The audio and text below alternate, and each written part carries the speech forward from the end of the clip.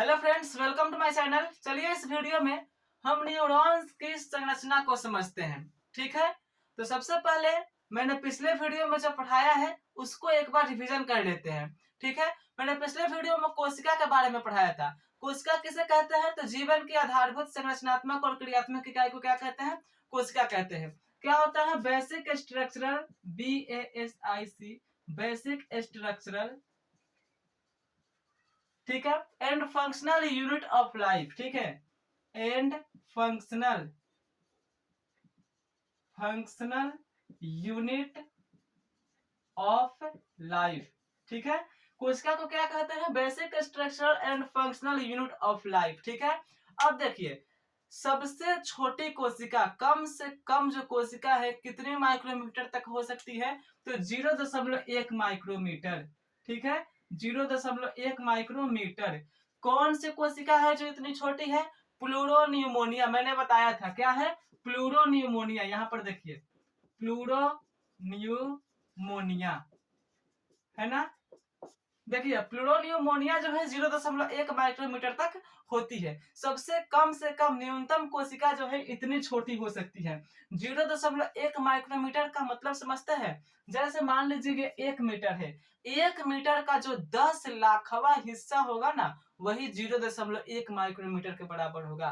ठीक है, जैसे ये 1 मीटर है तो इसको 10 लाख हिस्सा में हम बांटेंगे। 1 2 3 4 5 6 7 8 9 10, इस तरह से हम 10 लाख हिस्सा में इसको हम डिवाइड करेंगे तो जो 10 लाखवां हिस्सा आएगा वही 0.1 माइक्रोमीटर के बराबर होता है।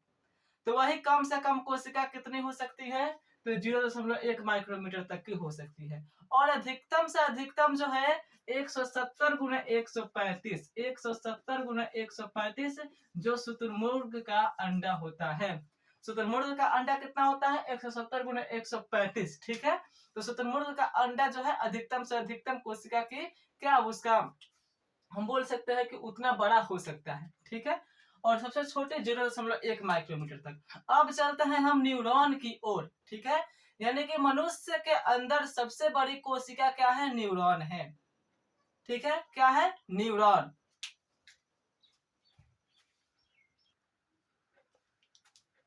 ठीक है, क्या है? न्यूरॉन है। न्यूरॉन की जो अधिकतम लंबाई है 1 मीटर से अधिक हो सकती है। कितने? 1 मीटर से अधिक हो सकती है। आप यहाँ पर न्यूरॉन का चित्र देख सकते हैं। ठीक है, न्यूरॉन की लंबाई 1 मीटर से अधिक हो सकती है और यह मनुष्य की सबसे बड़ी कोशिका है। ठीक है, तो इसका काम क्या है? ठीक है, इसका काम क्या है उसको सुन लीजिए। जो हम अपने संवेदी अंग, मानव के सेंसर ऑर्गन जो भी है, संवेदी अंग जैसे में हो गया आंख, नाक, कान, मुंह और जीभ, इसके द्वारा न्यूरॉन के कार्य बता रहा हूं। इसके द्वारा जो भी हम अनुभव प्राप्त करते हैं, ठीक है, या जो भी फीलिंग्स को हम अपने अंदर लाते हैं, उन फीलिंग्स को हमारे दिमाग तक पहुंचाने का काम करता है न्यूरॉन्स। ठीक है, यानी हमारे ऑर्गन से जो भी हमें अनुभव प्राप्त होता है उस फीलिंग को न्यूरॉन्स जो है हमारे दिमाग तक पहुंचाता है। यदि न्यूरॉन्स ना रहे तो हमारे अंदर जो भी फीलिंग्स है, हम जब कोई फीलिंग को लेते हैं या हमें कोई टच करता है, जब हमें महसूस होता है, वो कुछ नहीं हो पाएगा। ठीक है, न्यूरॉन्स के कारण ही जब हम आपको टच करेंगे या दूसरा कोई हमें टच करेगा तो इसी के कारण हमें पता चलता है कि कोई दूसरा व्यक्ति हमें टच किया है।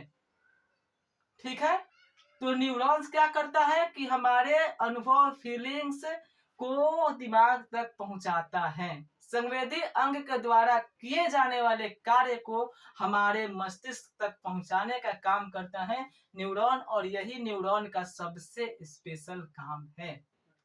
ठीक है, तो चलिए हम न्यूरॉन्स के स्ट्रक्चर को समझ लेते हैं।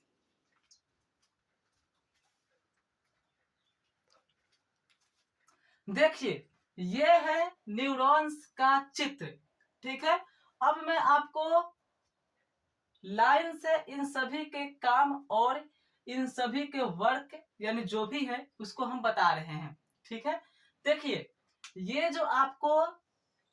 आपको जो चित्र दिखाई दे रहा है ये स्ट्रक्चर इसको कहते हैं हम सेल बॉडी। क्या कहते हैं? सेल बॉडी, जिसे हिंदी में कहते हैं कोशिकाएं। ठीक है, तो न्यूरॉन्स का पहला भाग क्या हुआ? ये सेल बॉडी। ठीक है, सभी जो पॉइंट है नोट कर लीजिएगा, बहुत ही महत्वपूर्ण पॉइंट है। इस वीडियो को देखने के बाद आपको न्यूरॉन्स को चित्र बनाने में कोई भी दिक्कत नहीं होगा। ठीक है, ये जो है सेल बॉडी है, इसको हिंदी में कहते हैं कोशिकाएं। और सेल बॉडी के अंदर कोशिका द्रव और न्यूक्लियस रहते हैं। ठीक है, ये जो है कोशिका द्रव है और ये जो है न्यूक्लियस है, नाभिक है। दो तो क्लियर हो गया पॉइंट। अब देखिए, कोशिकाएं यानी सेल बॉडी के ऊपर जो ये धागे नुमा संरचना निकली रहती है, इसको कहते हैं हम डेंड्राइट। क्या कहते हैं? डेंड्राइट। सेल बॉडी के ऊपर जो ये धागे नुमा संरचना निकली है, इसको कहेंगे डेंड्राइट।